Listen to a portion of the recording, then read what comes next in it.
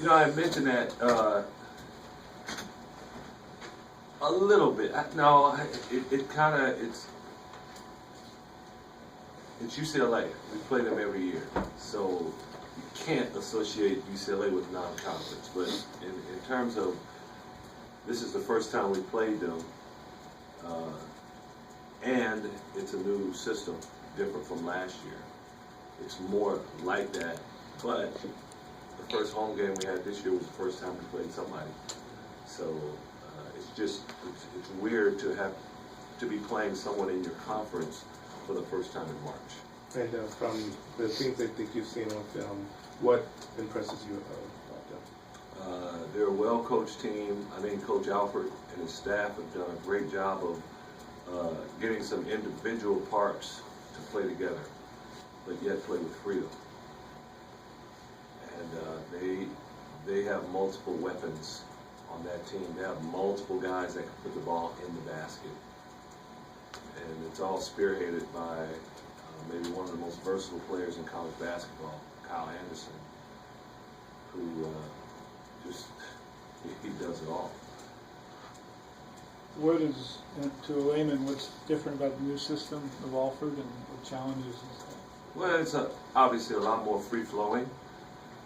Offensively, I think there are multiple players that go out there and play, that go out there and create and make plays.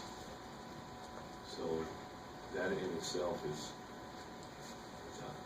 different. I think in the past with UCLA under Coach Holland, people underestimated their initial push. Their initial push with the basketball was pretty good. They would come at you. You had to get back defensively. But if they didn't have a great shot, then they would back it up and they were a lot more deliberate. I think UCLA kind of reads the situation now. They have a great push, and if they don't have it, they probe even a little longer, and they have more quick-hitting stuff offensively than in the past. Oh, if I remember correctly, the only other time you guys have seen Alford is New Mexico in the tournament. How much of what he did then is now UCLA? It's a lot different. There are a lot of different things they do now, as opposed to when they were at New Mexico. Has this season lived up to your expectations? There are two seasons to me. There's a season that we had predicted before when we had all of our players, and then there's another season that was handed to us that we didn't expect, and that was season beginning with injuries.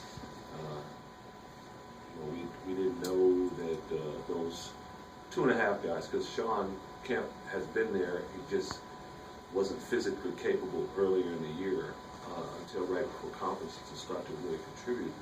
So all I can say is right now the way we're playing, we're very pleased with our effort, our cohesiveness, our togetherness, our attention to detail. We're pleased with all of that. So whatever hand was dealt us in the past, or the hand that we dealt ourselves, I just think we're making the best of it right now. I think our guys are dialed in and trying to do be the best we can be today. Is there a possibility for a third season starting now and next week?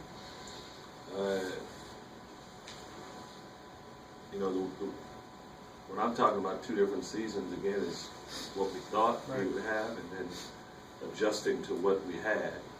And now we have this, barring some injury or something like that, just hoping the finish of third season, if you want to put it that way, the finish is continued focus the way we've had the last couple of weeks. So I guess that's what I'm asking, is because the team now is playing on a track you wanted to play with the hand they're dealt, could these stretchy games look drastically different than the rest of the season because of that? We would hope so. We would hope so. And I say that remembering that we started out 3-1 and 5-3 with an opportunity to be in second or third place in the beginning of the year. And then we hit the downward spiral. But we are recovering from that spiral now. And hopefully we can play this way. Tomorrow will be a huge indicator because we're playing against a very good basketball team. Is there any scenario you see outside of winning the Pac-12 tournament that gets you guys to the NCAA tournament? Yeah, I don't know.